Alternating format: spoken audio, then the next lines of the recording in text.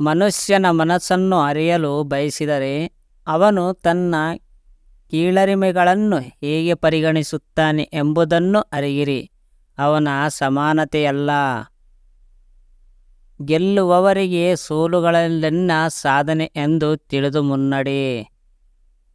ಜೀವನದಲ್ಲಿ ನೆಮ್ಮದಿ ಬೇಕು ಎಂದರೆ ಸತ್ಯ ಯಾವತ್ತೂ ಹೇಳಬಾರದು. ನಿನ್ನ ಪ್ರೀತಿಯಲ್ಲಿ ಅವಮಾನ ಆದ ದಿನಗಳೇ ಜಾಸ್ತಿ. ಮೋಸ ಹೊರಗಿನವರಿಂದ ಅಲ್ಲ, ನಮ್ಮವರಿಂದ ಆಗುವುದು. ಜನಕ್ಕೆ ಒಳ್ಳೆಯವನಾಗಬೇಕು ಅಂದರೆ ಅವರ ಕಷ್ಟದಲ್ಲಿ ಎದ್ದಾಗ ದುಡ್ಡು ಕೊಡಬೇಕು. ಕೆಟ್ಟೋನು ಆಗಬೇಕು ಅಂದರೆ ಕೊಟ್ಟಿರೋ ದುಡ್ಡನ್ನು ವಾಪಸ್ ಕೇಳಬೇಕು. ಸಮಯ ಸಿಕ್ಕರೆ ಯೋಚನೆ ಮಾಡು. ಸಮಯ ಬಿಟ್ಟು ಬೇರೆ ಏನು ಕೇಳಿದೆ ನಿನ್ನ ಹತ್ರ? ಪ್ರೀತಿ ಬೆಲೆ ನಿಜವಾಗಿ ಪ್ರೀತಿ ಮಾಡಿದವರಿಗೆ ಗೊತ್ತು. ಪ್ರೀತಿಯಲ್ಲಿ ಪ್ರೀತಿ ಎಷ್ಟು ಮುಖ್ಯನೋ ಅಷ್ಟೇ ಗೌರವವನ್ನು ಮುಖ್ಯ. ಸಮಾಧಿ ಆಗುವವರೆಗೂ ಮನಸ್ಸಿಗೆ ನೆಮ್ಮದಿ ಇಲ್ಲ ಅನಿಸುತ್ತದೆ.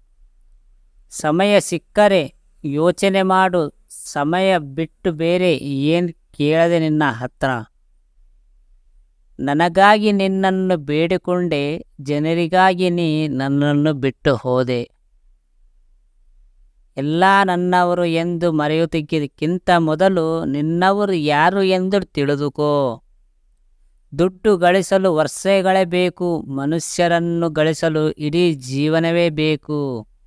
ಸಕಾರಾತ್ಮಕ ಮನಸ್ಸು ಎಲ್ಲಾದರೂ ಅವಕಾಶವನ್ನು ಕಂಡುಕೊಳ್ಳುತ್ತದೆ. ನಕಾರಾತ್ಮಕ ಮನಸ್ಸು ಎಲ್ಲಾದರೂ ತಪ್ಪು ಹುಡುಕುತ್ತದೆ. ಧನಾತ್ಮಕ ಮನಸ್ಸು ಎಲ್ಲಾದರೂ ಅವಕಾಶವನ್ನು ಪಡೆಯುತ್ತದೆ. ನಕಾರಾತ್ಮಕ ಮನಸ್ಸು ಎಲ್ಲಾದರೂ ದೋಷವನ್ನು ಎದುರಿಸುತ್ತದೆ.